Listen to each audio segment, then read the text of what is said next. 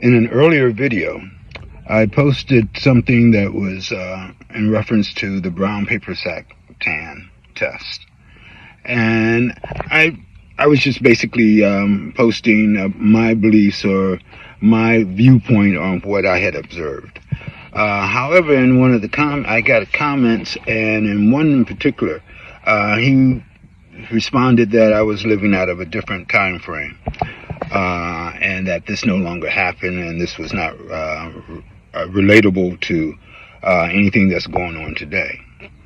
And I was just going to drop it. I wasn't going to go any further with it because it was never my intention, and still not my intention, to try to stir up any division or create a new DEI or anything else like that.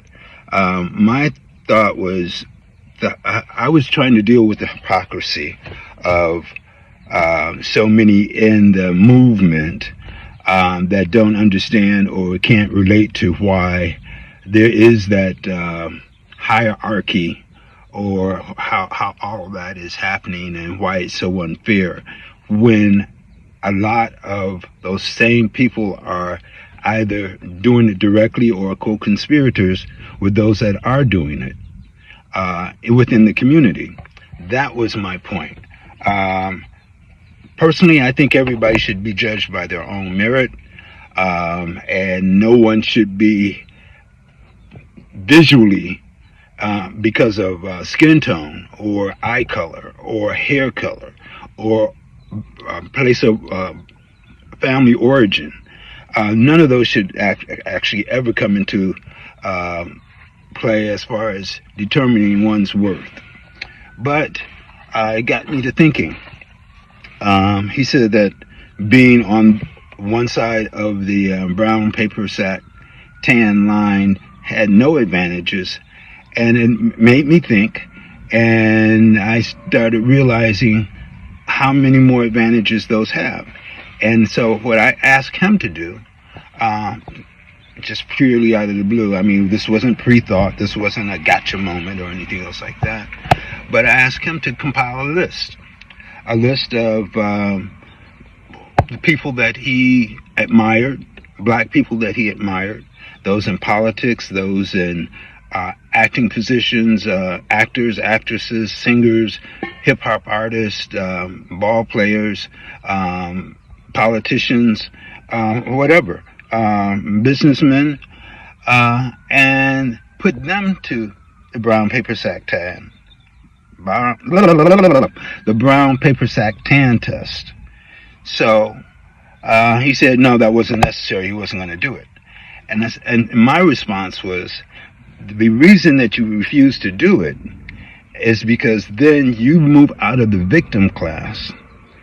That's the class that you really want to be in, and you become a co-conspirator with the victimizers as opposed to being a victim. Okay, so I sat down and I decided to do a test myself as being the best looking or the best actors or the best actresses that happen to be on my side of the brown paper sack tan list. And my evaluation, tell me if you come up with more, but in the best actors or the most notable actors class, I have Idris Elba, Sidney Poitier, and I had to go all the way back to the 1950s, Howard Rollins, Richard Roundtree, Danny Glover, Morgan Freeman, Morris Chestnut, Wesley Snipes, Don Cheadle, Tyrese Gibson, and Samuel L. Jackson. As far as black men, black actors that are on this side of that tan line. As far as actresses, and that was only 11 were actors. As far as actresses is concerned, it was Cecily Tyson and Viola Davis. Maybe you know more, but they usually, so I mean, my point is, if anybody benefited from all this activism, which side of the color line benefited? Now, oddly enough, the most famous and considered probably the most beautiful in a lot of cases, especially in the fashion field. Naomi Campbell, she she blew it away. Okay, and she's been since she was 16 years old until now. She's in her 50s, I believe. She's dominated the fashion field as far as and now and some acting as far as being so beautiful. So I know it's not a color thing specifically. It's not that you have to be on a certain side of the line to be considered beautiful. But what I'm saying is that these same people, the same leaders, the same group that are fighting so hard for the black community seem to only, when it comes to our own community, you still favor the lighter side.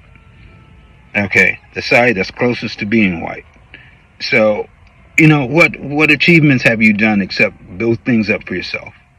You know, I guess when it comes to a comparison test, they'll take somebody that's white from the middle class neighborhood, or a preppy type or a business type, and compare them to somebody from the hood, and then say, oh, that's not fair, that's not fair. But you're comparing apples to oranges. Why not take somebody from the hood and compare them to somebody from the trailer park? That would be more of a fair comparison.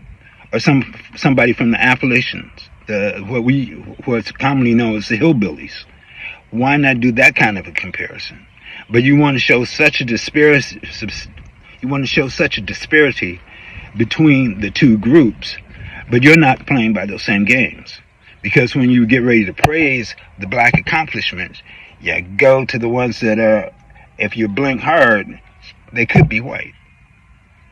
I'm just saying. Like I said, I'm not pushing any agenda. That's not my goal here. But the reality, look at the reality. There was that line, that was that test back when I was growing up. Has it just faded? Or do we just not look at it anymore? Was I wrong? You tell me. Now, did I leave anybody off the list? I most certainly could have. These were the names that came to my mind. But you tell me, you do the test. You take the test.